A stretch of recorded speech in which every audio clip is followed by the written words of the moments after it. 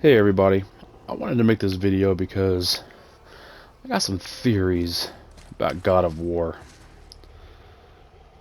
and I want to let you know what they are, and you let me know whether you think they, you know, hold water or not. So, I'm boating around, and I noticed these remains here in the lake, just like I've noticed them plenty of times before, and I never really paid too much mind to them. But then I started thinking to myself, like, well, what animal or creature did these remains come from? And then, doing some backtracking, I made it to the location where you fight the second troll of the game. The second one. The second one. And it's got these type of remains at that location as well. And I'm thinking they look like just a circle of ribs, just like a serpent would have. I'm like, I think that's another giant serpent. Can't be Jormungandr because here he is and here they are.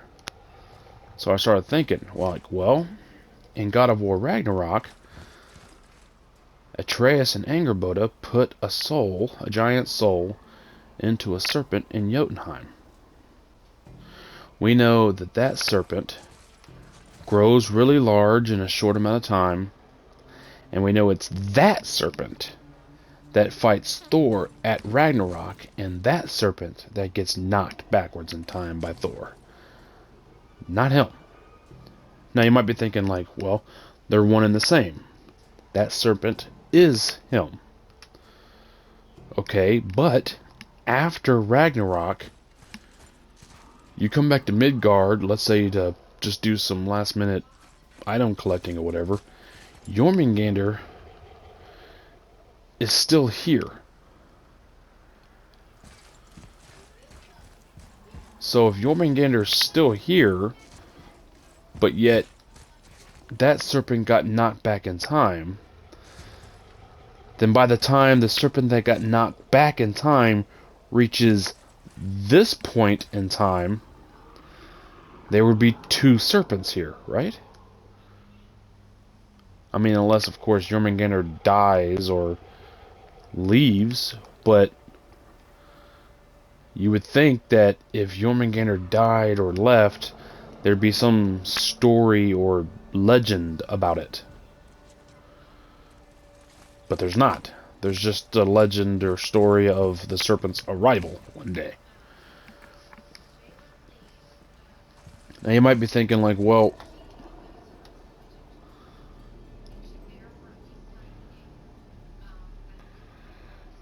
maybe these remains are his.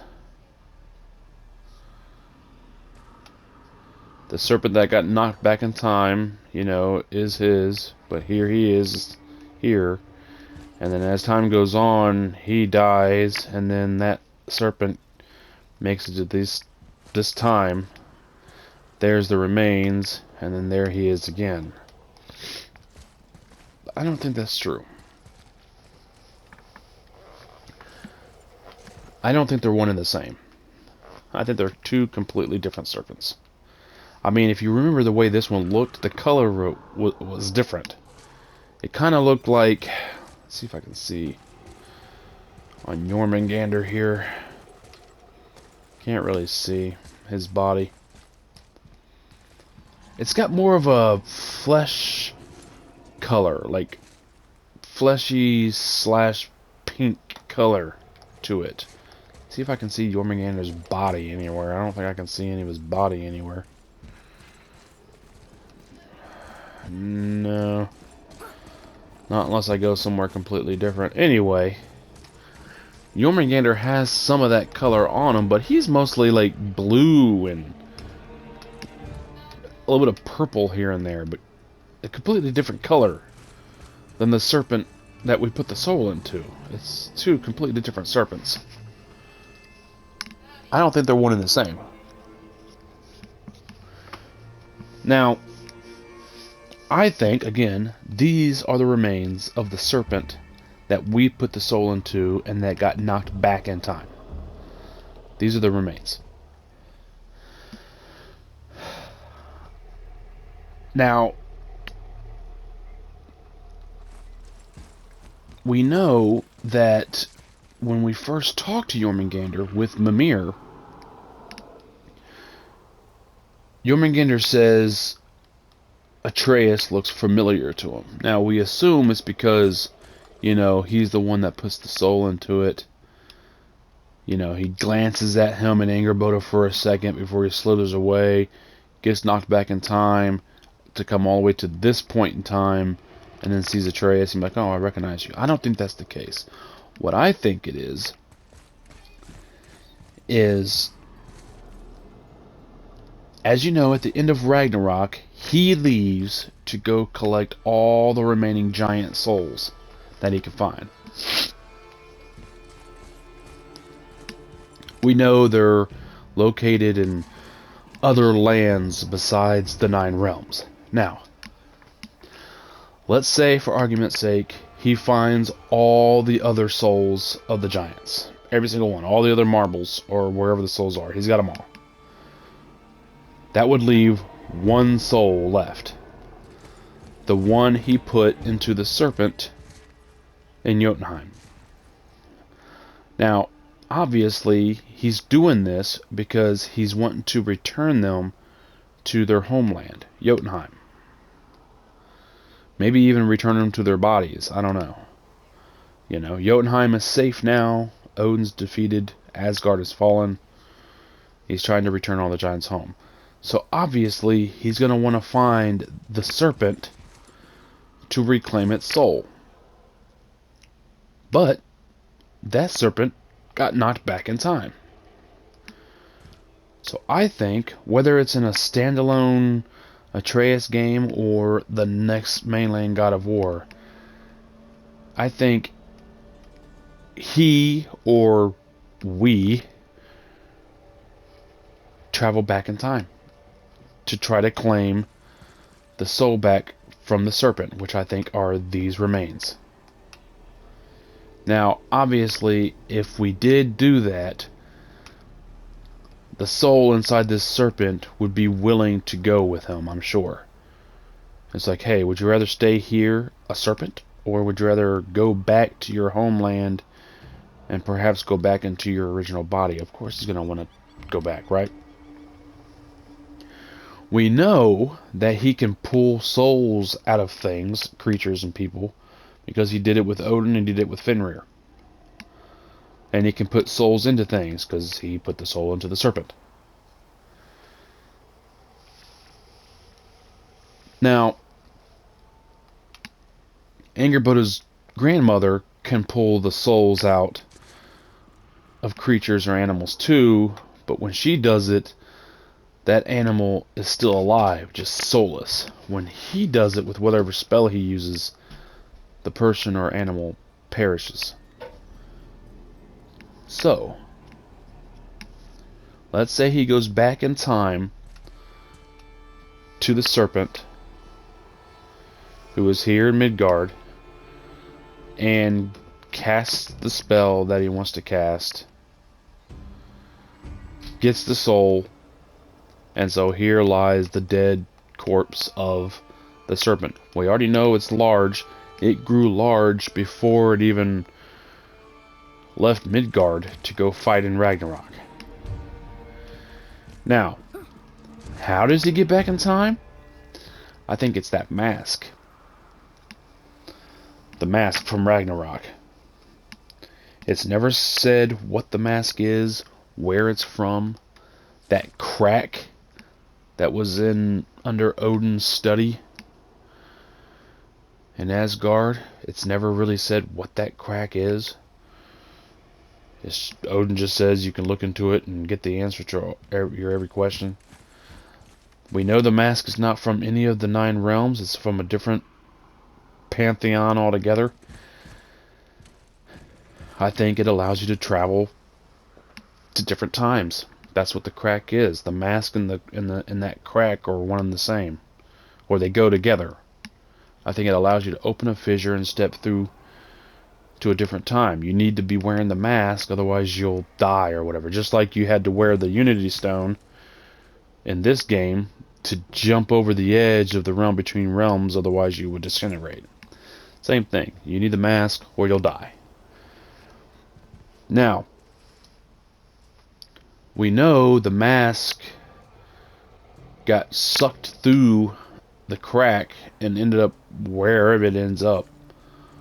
But we also don't know how the pieces of the mask got to wherever they are.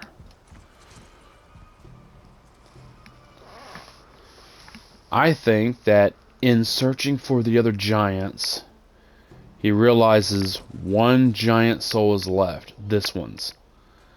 But it's back in time. He needs a way to go back in time. Somehow he learns of the mask. Maybe somebody makes him the mask. Maybe Sindri makes him the mask. I don't know.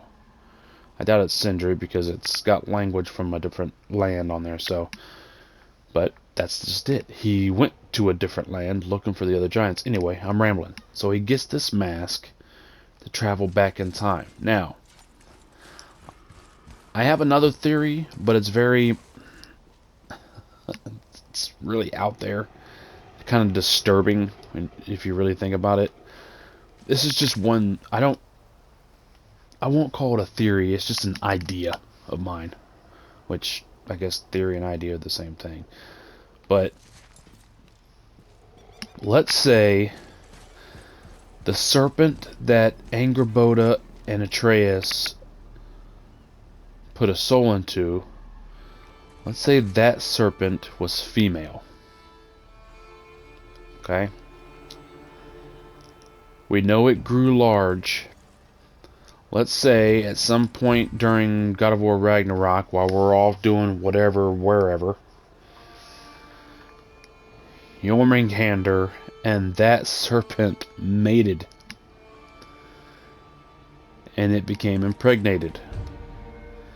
It then battles Thor at Ragnarok, gets sent back in time, and then eventually gives birth to Jormungandr.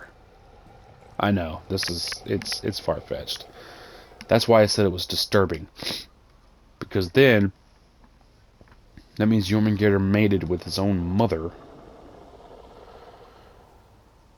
And he himself is his own father. Which is kind of disturbing when you think about it, yet there's no blood relation between the two, really. It's a completely different serpent. So, they mating now, or during Ragnarok, isn't bad, but then she's impregnated and gives birth to him way back in the time that it arrives after getting knocked back by Thor. He uses the mask to go back in time to get the soul from the serpent. And at that point, Jormungandr's, only a few years old at that point. And sees Atreus. That is how Atreus looks familiar to him. Huh? Now, like I said, it was just an idea. Let's, let's say it's not female and, let's say, it could be female, but he doesn't impregnate her before it gets knocked back in time. Let's say he gets knocked back in time and then just somehow gets impregnated and ends up having Jormungandr. I don't know. I just think Jormungandr gets born. Maybe it's male. It goes back in time after getting knocked back by Thor. Finds another serpent. Maybe even gets pregnant that has Jormungandr. I don't know. I think that this serpent is the serpent from Jotunheim. Not him. I think he is alive back then when he comes to reclaim the soul. That's how Atreus looks familiar to him. I also think, on a separate note, that Atreus is the one that blows the horn. Again, that ties in with the whole mask thing, being able to travel back in time. Now, the horn is blown during this time, God of War 2018, right now, while I'm carrying a unconscious and dying Atreus to see Freya to help him because he's dying. Anyway, we know that nobody in this time, in all the 9 realms, can not only understand, let alone speak his language. Nobody. Can't understand him, can't speak it, can't read it, can't write it. In all the 9 realms. Yet, someone during this time blows the horn.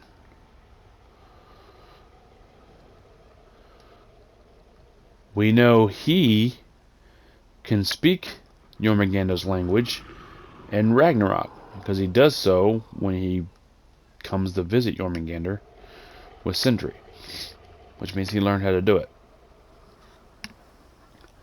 Now, as to why he's the one that blows the horn, I got one theory about that. Remember, at the end of this game, right before we fight Baldur for the last time, we get spit out by Jormungandr at Thamur's corpse. Wherever that's at. It's, I think, that way or something. Anyway. And after standing up, Kratos looks and says, "The dead giant. Why did the serpent leave us here?" So him saying that suggests that Jormungandr purposefully spit them out at that location. I always assumed he just spits them out, because he's being hurt, but the way Kratos says it, "Why would the serpent leave us here?" suggests that he did that purposefully. Now, think about this. Freya comes to that location, she's in her falcon form and then lands there and turns into her human form. It's also where Baldur comes walking out of the water. I don't think she landed there or he came crawling out of the water there because we were there. I think it was just purely coincidental. Remember, she's here in Midgard because she senses Baldur is nearby. She lands at that specific spot because he is nearby, right under the water by that spot. Now, I think Baldur came crawling out at that spot because that's pretty much right where Jormungandr falls unconscious after spitting us out there. We know Baldur hurt Jormungandr to draw us out into the open. So, what better place to wait for us than right next to Jormungandr, because he knows we're going to come check on him.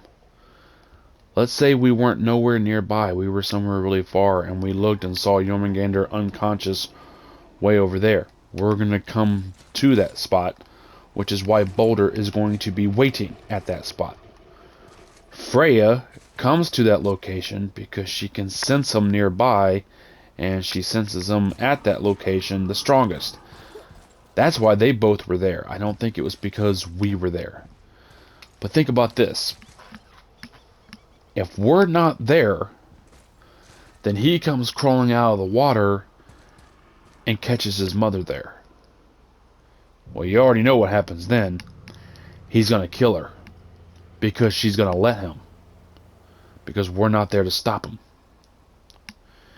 He kills her, and then we're going to end up fighting him again sometime. But because she's not alive to entrap Kratos in a bunch of vines, then Atreus won't have to step in front of us to protect us and won't get punched by Baldur and pierce himself with the mistletoe tip, now rendering him vulnerable. That ain't gonna I mean, yeah, he can punch him, but, you know. So now it's just us fighting Baldur again and again and again, however many times, until finally he just gets the upper hand and kills us both.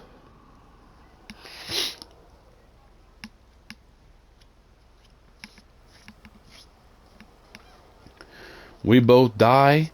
Odin goes on to just destroy and rule the 9 realms for the rest of time, I guess.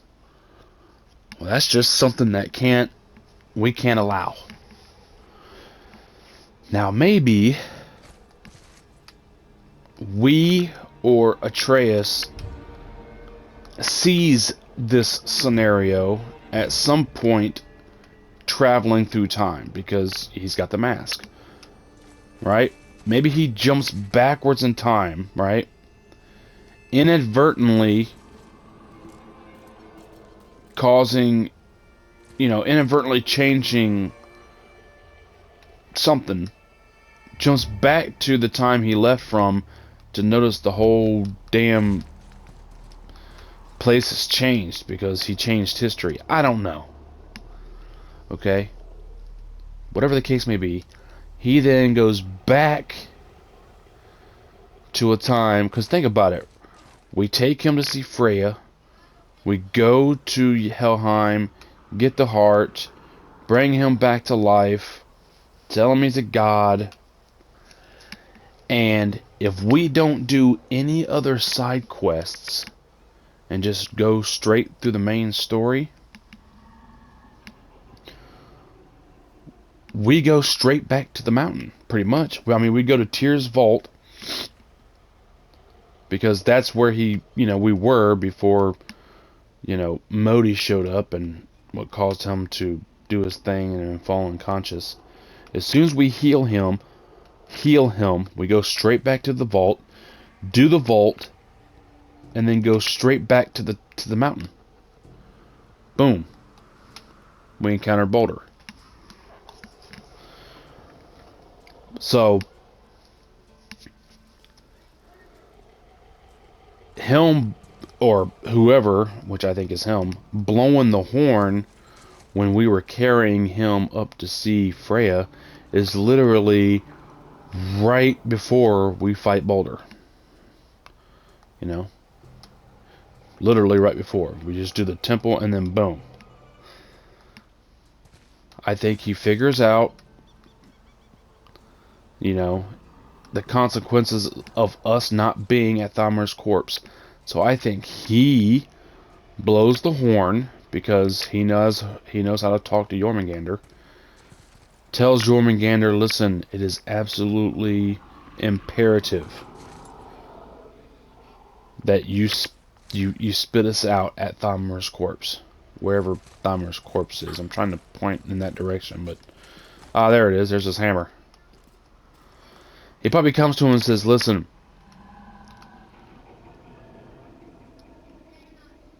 you're going to let us row into your mouth to look for something.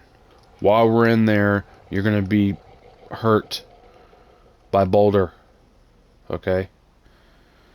You might want to try to spit us out immediately, but you need to wait and spit us out at the giant's corpse. Right in front of the giant's corpse. It is literally a matter of life and death. Can you do that? Yes, I'll do it. Thank you. And then, he leaves. We go into the mouth. He gets hit. He spits us out. Kratos stands up. The dead giant? Why would the serpent leave us here? Bam. There's my theory for that. I mean, that's the only thing I can think of.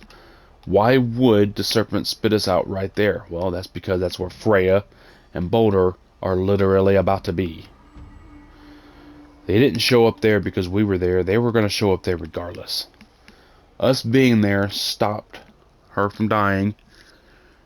We killed him, yes, which brought on Fimbulwinter, yes, which brings on Ragnarok, yes, but at the end of it, only Asgard falls, Odin's dead, the rest of the realms can rejoice. So it's like we have to do a bad thing to make sure something good happens. Anyway, that's my theory on who blows the horn, why the horn is blown.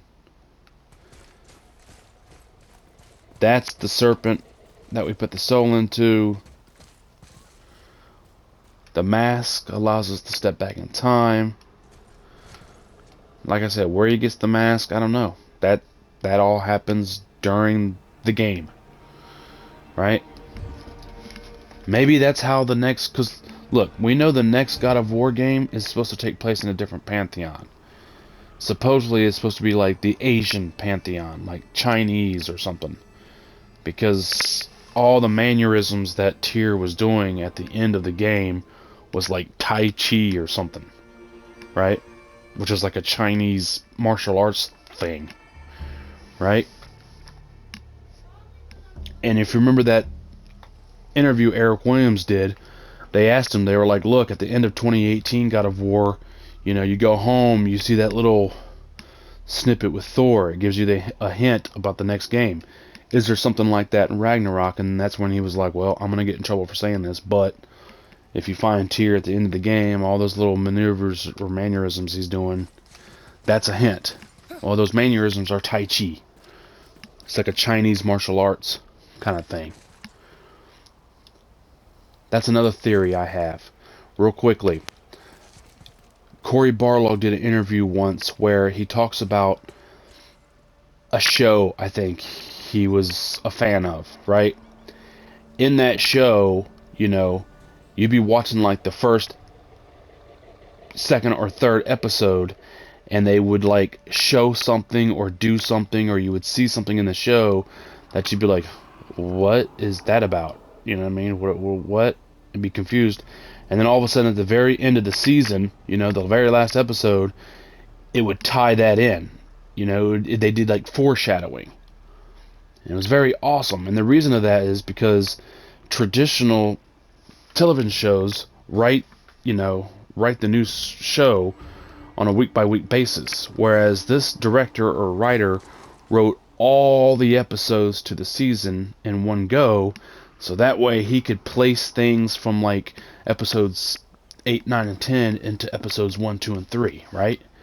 And he liked that idea, and Barlog said he did that with 2018's God of War, this game.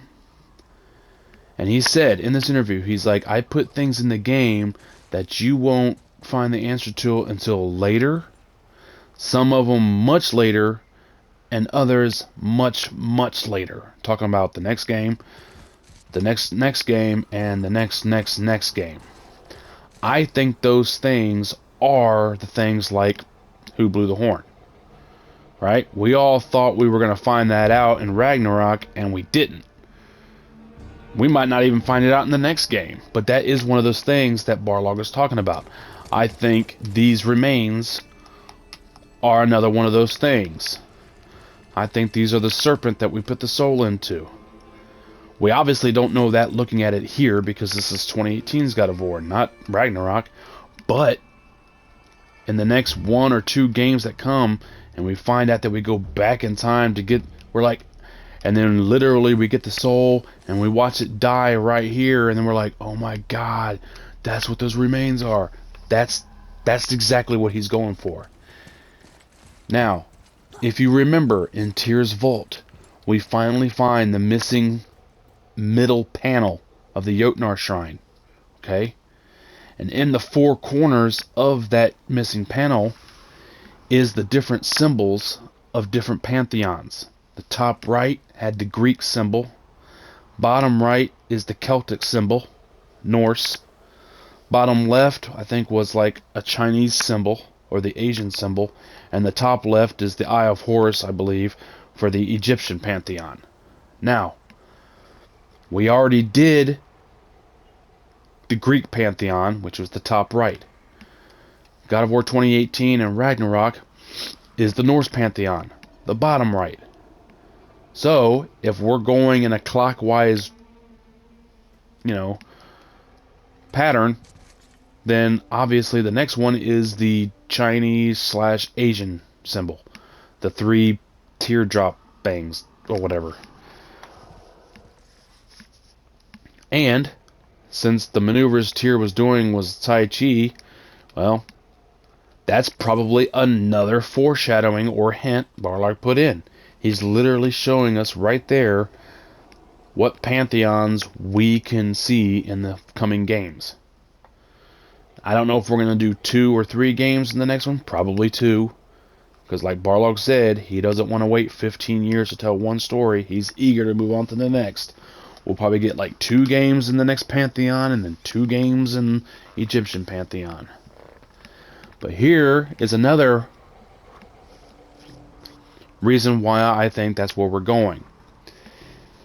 If you look up, if you go to Santa Monica Studios website and go to their careers page, go to the apply now, it'll tell you all the different positions they have in the different departments. They got like production, technical, they got programming, they got whatever. Anyway, I went through every single one of those. And in every single one, they say something like, join us on a new unannounced title. Join us on a new unannounced title. What's weird is on one of them, instead of saying, join us on a new unannounced title, it says something like, join us for an upcoming new title.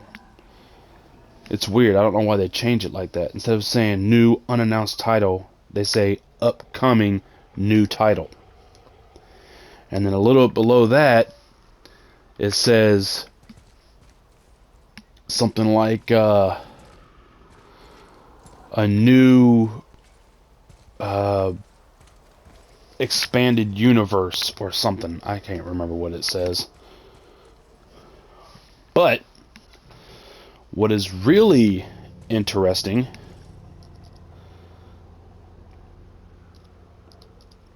is that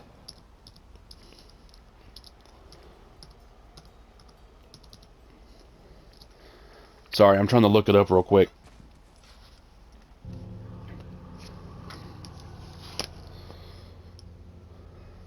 What's awesome in that, I'm trying to bring it up real quick so I can tell you guys what it is. If I can get to it.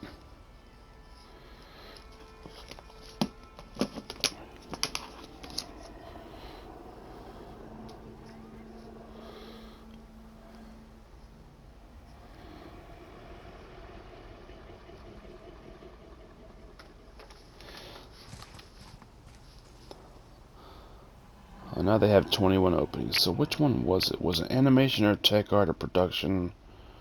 Maybe it was production. Or animation. Anyway.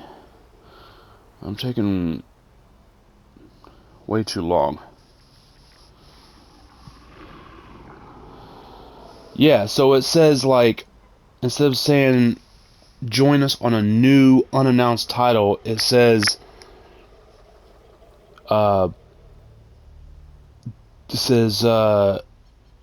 development of an upcoming new title. It says join us as we embark on a new journey. And it says the gameplay animator will work closely with the animation director, animation leads, combat designers, and technical artists to deliver visually stunning animation work in support of the creative goals of a large-scale new project. But that's not the kicker.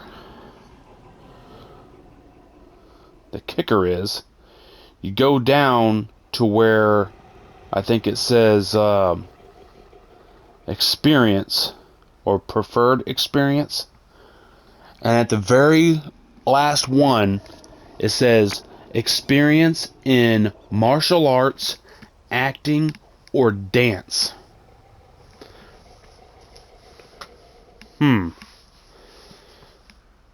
It says prefer.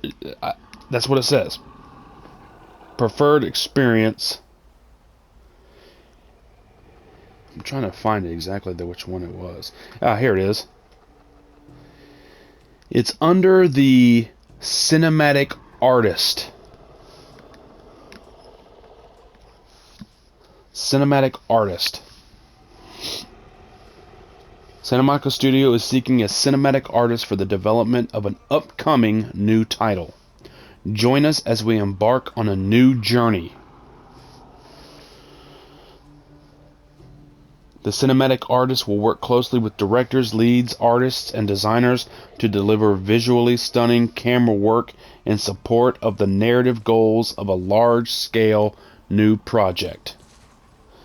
Then it goes through, your responsibilities, then your requirements, and then down here under preferred experience, the very last one, it says experience with martial arts, acting, or dance. Martial arts. Now, this might not be for God of War, but the Asian pantheon, back in the day, they had like samurai or ninjas. That's martial arts to me. And if the mannerisms Tyr is doing at the end of the game, God of War Ragnarok, if that's Tai Chi, isn't Tai Chi a martial art? I don't know. This might not be for God of War. And the only reason why is because if you go through some of the other positions that they have open, some of the other positions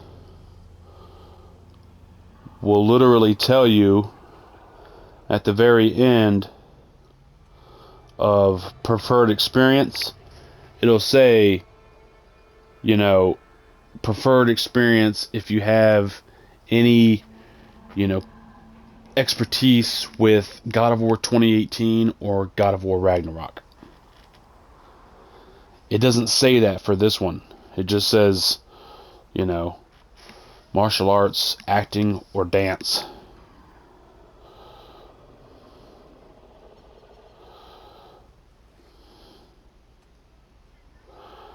So,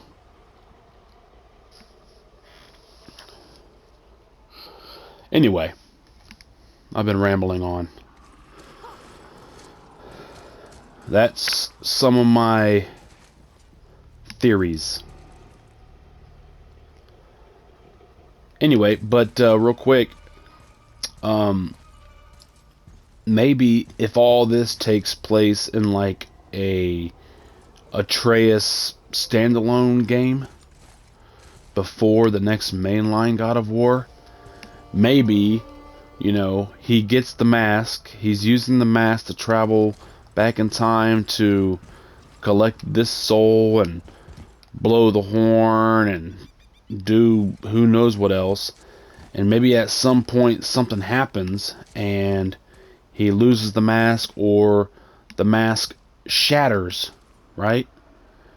And it gets sucked through one of the cracks, just like it does at the end of Ragnarok. It gets sucked through the crack.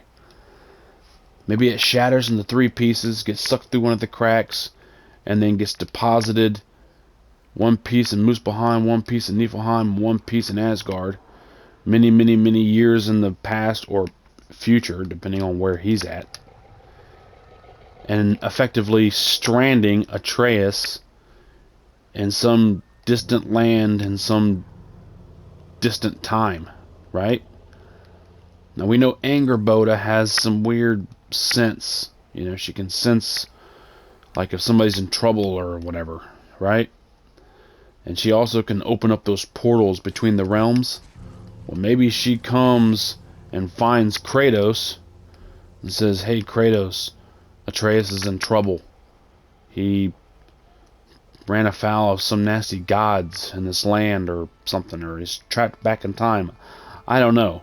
But all I know is, we all know that Kratos will literally drop whatever he's doing if it has to do with his son. Because, you know, we all know Ragnarok is the last Norse game. But at the end of Ragnarok, he's still there. Then we got that Valhalla DLC, and he's still there.